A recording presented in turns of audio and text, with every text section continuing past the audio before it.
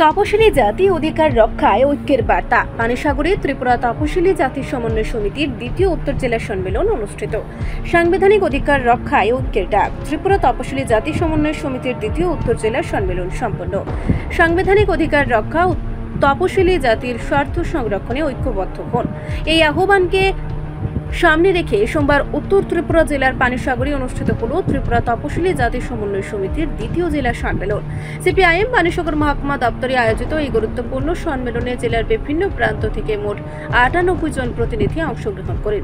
সকাল 11টায় ধীরেন্দ্র নম ও রজনী সরকারের নামে মঞ্চে পতাকা উত্তোলনের মাধ্যমে সম্মেলনের সূচনা করেন সংগঠনের রাজ্য সভাপতি রতন ভৌমিক। এরপর শহীদ বেদিতে পুষ্পস্তবক অর্পণের মাধ্যমে শহীদ স্মরণ পাঠ করেন সুরঞ্জন দাস। এরপর ত্রিপুরা সাংস্কৃতিক সমন্বয় কেন্দ্রের শিল্পীদের পরিবেশনায় উদ্বোধনী গণসঙ্গীত সম্মেলনের আবহকে আরও প্রাণবন্ত করে তোলেন। সভাপতি মণ্ডলীতে ছিলেন সমীরণ দাস, গঙ্গেশ মল্লিক ও মালতী নম। শোক প্রস্তাব উত্থাপন করেন দীপক রঞ্জন দাস।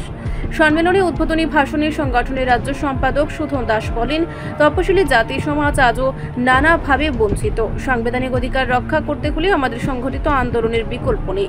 প্রধান বক্তা হিসেবে রাজ্য সভাপতি রতন ভৌমিক সকলকে ঐক্যবদ্ধভাবে কাজ করার আহ্বান জানান এবং ভবিষ্যতের কর্মপন্থা ও সংগঠনের দিশা তুলে ধরেন। সম্মেলনে উপস্থিত ছিলেন সিআইটিইউ রাজ্য সহসভাপতি অমিতাভ দত্ত, ত্রিপুরা খ্যাতমজুর ইউনিয়নের উত্তর জেলা সম্পাদক দুর্গেশ রায়, সিপিআইএম পানিসাগর মহকুমার সম্পাদক অজিত দাস, বিধায়ক শৈলেন্দ্র চন্দ্রনাথ, উজ্জ্বলা দাস এবং শীতল দাস সহ একাধিক বিশিষ্ট নেতা ও কর্মী। জেলা সম্পাদক শুভেন্দু দাস তার প্রতিবেদনে গত সময়ের কাজ ও সংগঠনের সাফল্য তুলে ধরেন। 98 জন প্রতিনিধিদের মধ্যে 6 জন প্রতিনিধি তাদের মতামত ও অভিজ্ঞতা শেয়ার করেন। দীর্ঘ আলোচনা শেষে 27 সদস্য বিশিষ্ট নতুন জেলা কমিটি গঠিত হয়। সভাপতি হিসেবে পুনর্নির্বাচিত হয়েছেন সমীরণ দাস এবং সম্পাদক হিসেবে শুভেন্দু দাস। সম্মেলনের শেষে উপস্থিত নেতৃত্বরা জানান, এই জেলা সম্মেলন উত্তর ত্রিপুরার তপশিলি জাতিভুক্ত মানুষের অধিকার রক্ষার লড়াইয়ে এক নতুন দিশা ও শক্তির সঞ্চার করবে। কঠিন আক্রমণ নেমে আসছে। কৃষক তার ফসলের মূল্য পায় না, শ্রমিক তার কাজ হারাচ্ছে, শ্রমিক তার কাজের ঘন্টা 8 ঘন্টার কাজ এখন 12 ঘন্টা 14 ঘন্টা করতে হবে, আইনে পরিণত করছে। 29টা শ্রমিকদের স্বার্থে আইন ছিল, সবগুলিকে নিয়ে এখন 4টি শ্রমকোডে পরিণত করেছে, যাতে শ্রমিকদের একচেটিয়া পুঁজির মালিকদের স্বার্থে ব্যবহার করতে পারে, যখন খুশি তাদেরকে ছাঁটাই করতে পারে, এই রাস্তা তৈরি করেছে। আমাদের দেশের সবচেয়ে বড় কৃষকদের আন্দোলন হয়েছে। 1 বছরের উপর রাস্তায় নেমে কৃষকরা আন্দোলন করেছে, 700-র উপরে শহীদ হয়েছে আন্দোলনে। তারপরেও কৃষকের ফসলের ন্যায্য দাম এখন পর্যন্ত আদায় করতে পারেনি, দিচ্ছে না।